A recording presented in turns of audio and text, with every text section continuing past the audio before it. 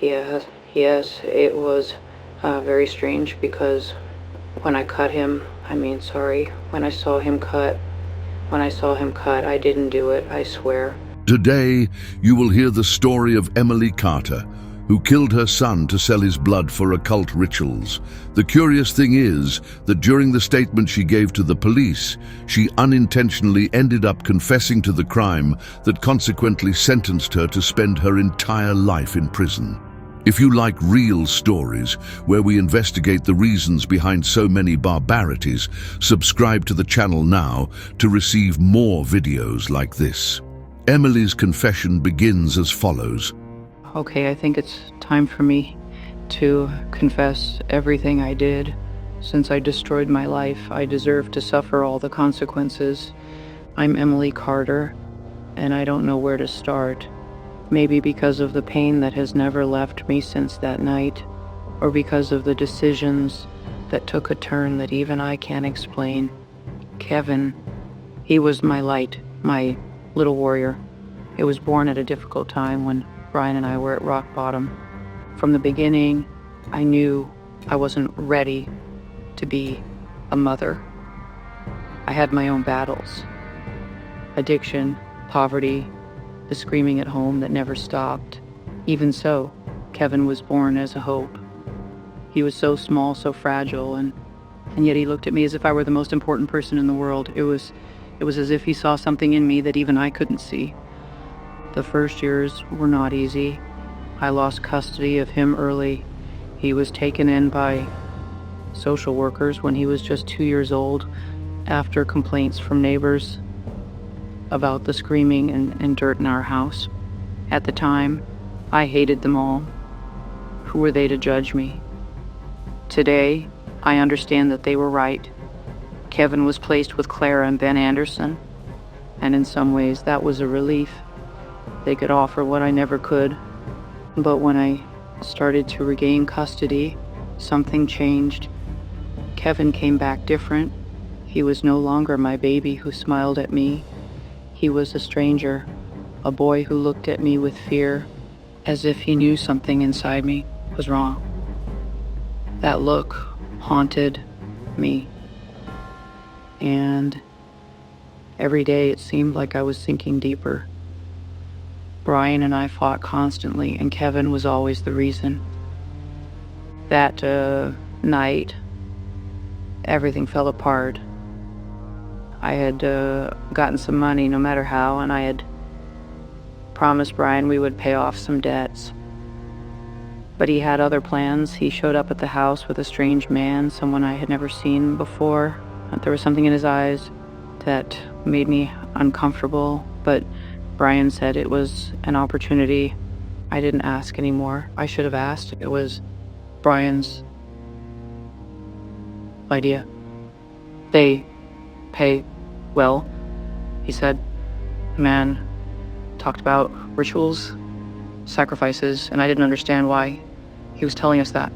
But then he looked at Kevin, who was in the corner, playing with his car, oblivious to what was happening. This boy is pure, the man said, and my head began to spin. I don't know what happened to me. Maybe it was desperation, the fear of losing everything. I said no at first, but Brian insisted, and the man upped his offer. It was as if something took over me. A part of me died there before I even did what I did. Kevin looked at me as I called him into the room. He trusted me.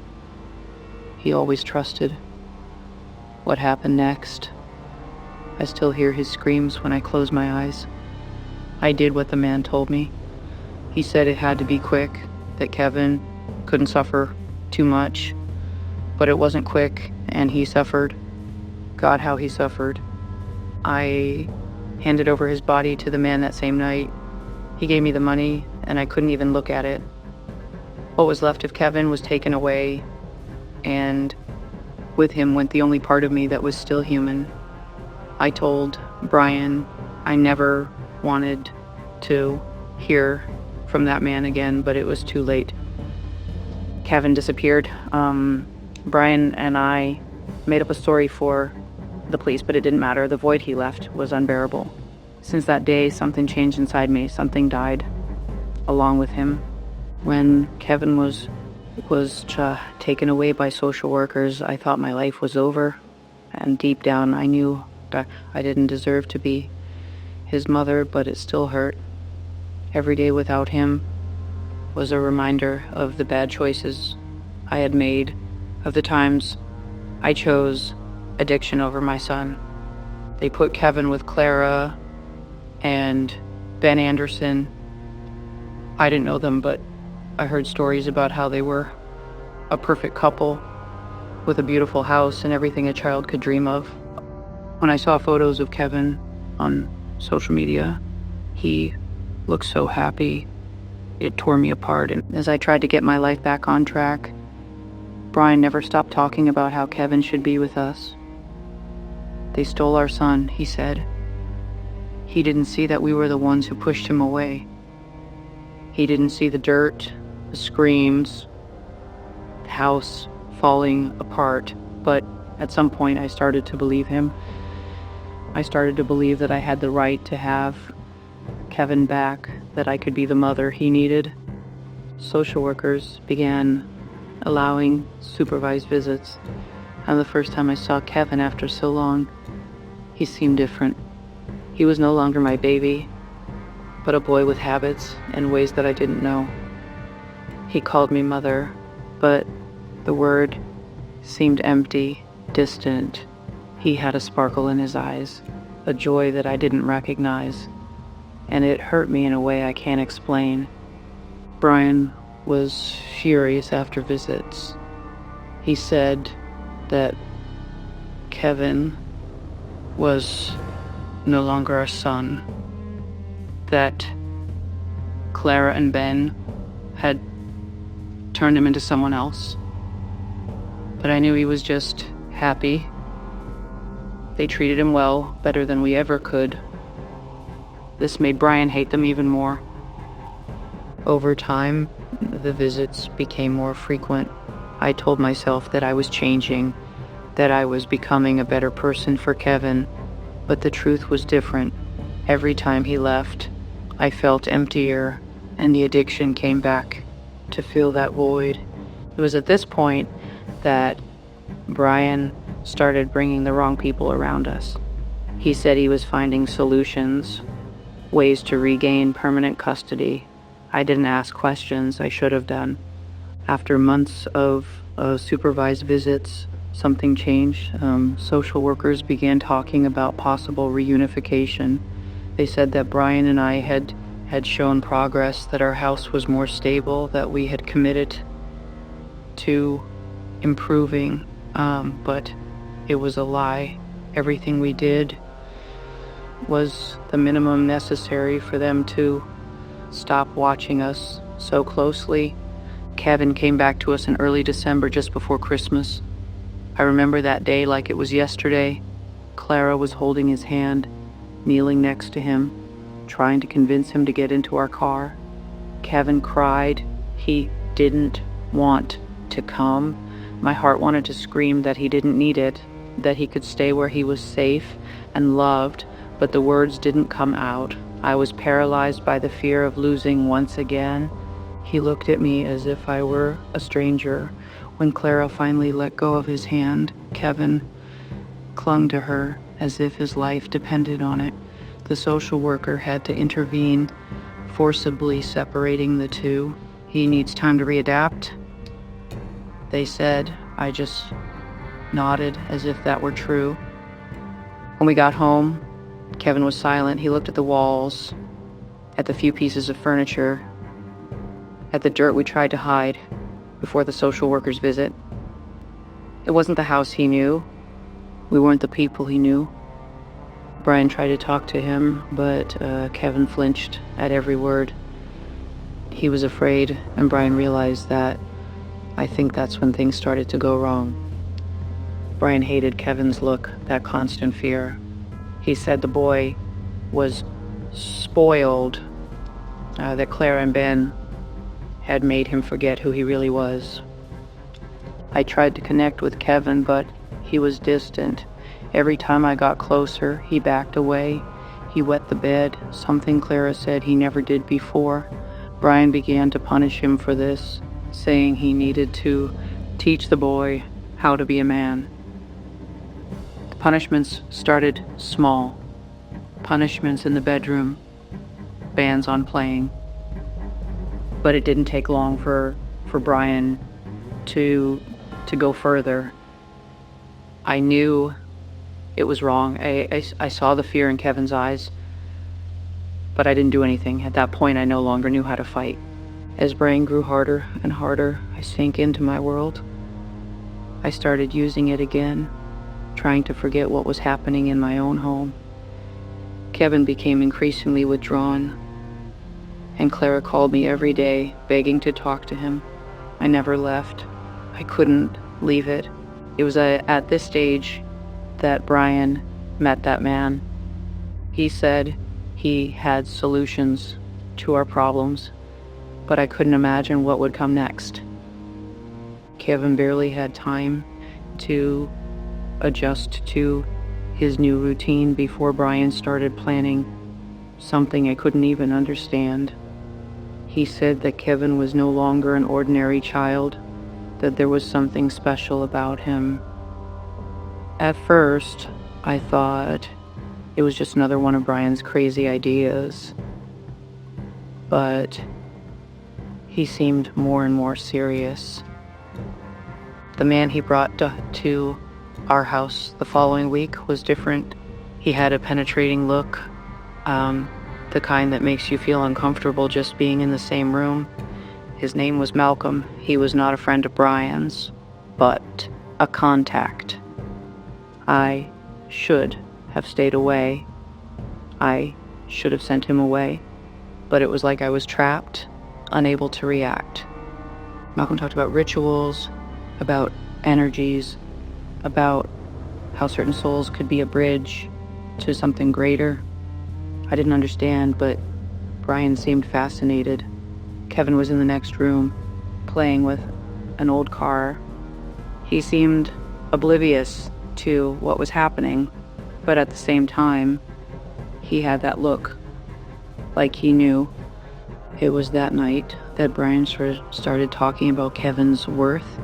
He said that Malcolm was willing to pay an absurd amount, enough to solve all our financial problems. I laughed, thinking he was joking, but his serious look froze me. "It's the sacrifice," he said. "You know what that means?" I tried to argue, for I tried to say salary di dan mid to say some so saying she's verse that it was she's absurd, but Brian was persuasive. He talked about how we had already lost Kevin once and how he would never truly be ours again. He said that if we didn't do this, we would remain stuck in the same misery forever. I hated myself for hesitating. I hated myself for even considering what he was saying. But that night, while Kevin slept on the old mattress in his room, I sat on the living room floor with Brian and Malcolm, listening to every word, as if it were is liberigo tesos kakia cafe-ish. So only option we had. Malcolm said it needed to be something pure, something done with intention. He explained every detail as if it were an ordinary transaction. Kevin would be taken to a special place, and everything would be quick. We would receive the money the same night. I was silent. I wanted to scream. I wanted to run to the bedroom and take Kevin in my arms, but I didn't do anything. I just nodded, accepting what was to come. The next morning, Kevin hugged me while I made breakfast. He was smiling as if the world was still a good place. I knew he had no idea what was coming, and that only made everything worse. After that morning, everything started to change quickly. Brian grew increasingly impatient with Kevin, as if his presence was a constant reminder of what we were about to do. He punished him for anything. A drop plate, a toy left out of place. A cry for attention that interrupted Brian's plans with Malcolm. Kevin began to become quieter, more withdrawn. He stopped smiling and avoided looking us in the eyes. I would find him crying in the corner of the room, hugging his favorite car, the only toy he brought from Claire's house. He asked about her, sometimes about Ben and the dogs. I told him he couldn't talk to them anymore, that now he had to get used to his new life. Brian used these questions to justify his punishments. He doesn't respect us, he said one night after Kevin spilled milk on the table. Brian locked him in the bathroom for hours, telling him he needed to learn. I knew it was wrong. I knew Kevin didn't deserve that. But the idea of money, of the possibility of getting out of that poverty made me ignore everything. It's just a few more days, I kept repeating to myself. Then this will all be over. That week, Malcolm returned. He brought a black suitcase, which he left on the living room floor. I didn't ask what was inside, but I knew it wasn't anything good. He talked to Brian for hours, planning every detail of what would happen. Kevin was in the room, but Malcolm asked to see him. My heart froze. "It is necessary," he said. Brian called Kevin, who came hesitantly, holding the cart in his hands. Malcolm looked at him for a long time, evaluating, as if he were choosing a product from a shelf. Kevin stood still, looking at me as if asking for help, but I didn't do anything. I just said he could go back to his room. It was at that moment that I realized Kevin knew something was wrong. He didn't say anything, but his eyes showed that he sensed danger. Malcolm left later that night, leaving Brian excited. "Everything is ready," he said. I wanted to believe that he was lying, that none of it was real, but deep down I knew there was no going back. Kevin didn't eat dinner that night. He was very quiet, sitting in the corner of the room, still holding onto the stroller. I sat next to him, trying to say something, but he just turned his head away. There was nothing I could say that would erase what we were about to do. The night that changed everything came faster than I expected. Time seemed to flow in a strange way, as if each hour lasted a second and, at the same time, an eternity. Brian was restless, pacing back and forth as Malcolm gave final instructions. Kevin played in the corner of the room, oblivious to what was about to happen. Malcolm brought a bag of items I didn't want to see. He said he needed preparations for the ritual and that I should keep Kevin calm. My head was spinning. I wanted to run, grab Kevin and disappear, but I felt stuck in place, like a broken doll, unable to move. Brian called Kevin into the room. He said he was supposed to play a game. Kevin hesitated, looking at me. "Come on, honey. It's okay," I said, forcing a smile I could barely hold back.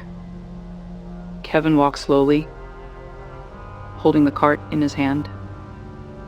I stayed in the room, listening. First, I heard Brian's voice, low and calm, as if he were telling a story. Then I heard Kevin ask something, his voice curious, innocent. Then came the screams. I ran to the room, but Malcolm was at the door, blocking me from entering. "It's not for you to say," he said. I pushed him, but he was stronger. "You've already made your choice, Emily. Now bear the consequences." Kevin's screams echoed through the house. My heart felt like it was going to explode. I was banging on the door, yelling for Brian to stop, but it was like no one could hear me. After a few minutes, everything became silent. When the door opened, I saw Brian holding Kevin's body. He was still, pale. My baby was no longer breathing. Malcolm went to work, quickly wrapping the body in a sheet and placing it in a box he had brought with him. "That's it," he said, as if He had finished some job. I couldn't move, I couldn't speak. I only saw Malcolm leave with Kevin, taking my son to a place he would never know. Brian was silent, sitting on the floor, staring at his bloody hands. "The money will arrive tomorrow," Malcolm said before leaving. But at that moment, none of that mattered. Kevin was dead, and I was to blame.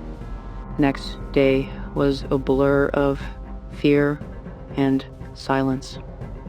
Brian cleaned the house in the morning, throwing out everything that could link us to what happened.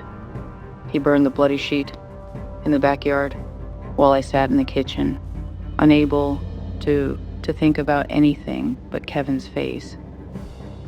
When the police came, we already had a story prepared. We said Kevin had disappeared while playing in the yard.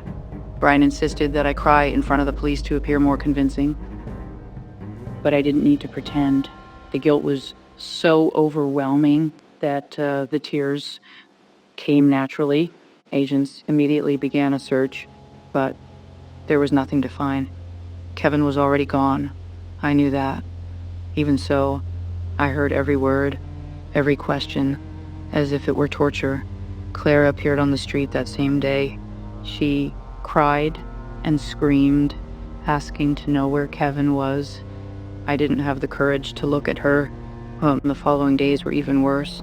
The story gained local media attention. Everyone wanted to know where the missing boy was. The neighbors looked at us differently, as if they knew something was wrong. Claire and Ben gave interviews, begging for Kevin's return, while I stayed hidden at home, afraid that any move would reveal the truth. But the police were persistent. They found contradictions in our story, little flaws that didn't make sense. Then they started to look more closely. They found bloodstains on the bedroom floor, even with Brian's cleaning. They found neighbors who said they heard screams the night Kevin disappeared. The questions began to pile up. What happened that night, Emily? Are you hiding something? I was in denial, repeating Brian's story as if it were a mantra.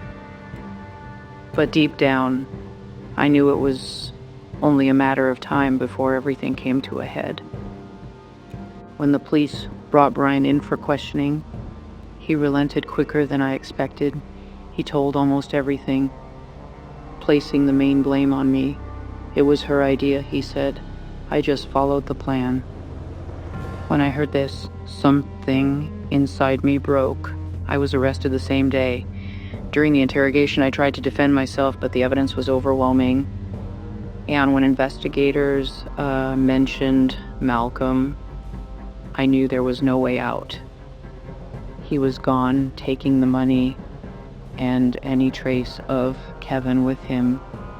The discovery of our involvement shocked the city. Clara broke down when she heard the truth, and I never forgave myself for that. Investigations continued, but Kevin was never found.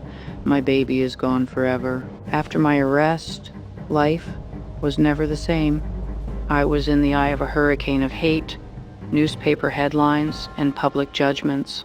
Brian and I were prosecuted separately, and he did everything he could to blame me, as if I had no part. In court, Clara was there every day.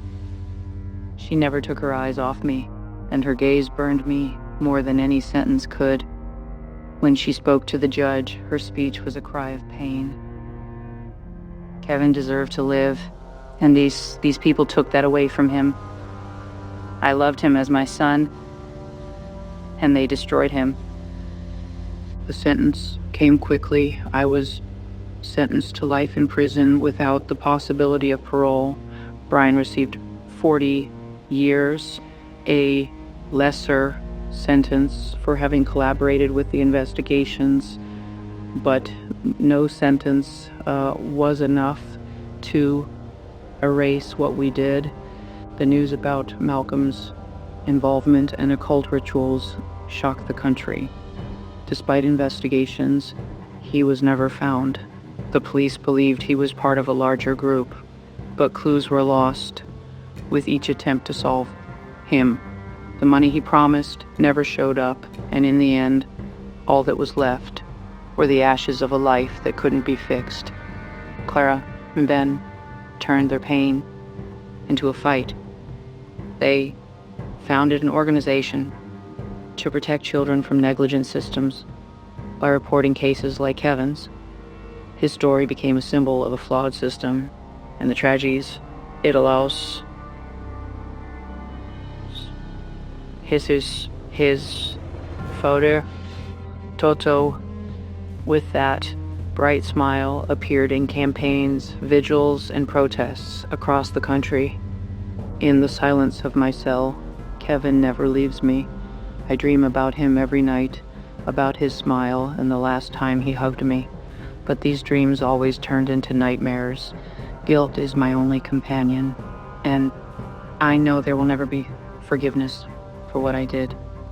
Kevin is gone forever, but his story lives on. He became a symbol, a painful reminder of what happens when we let despair and fear take over.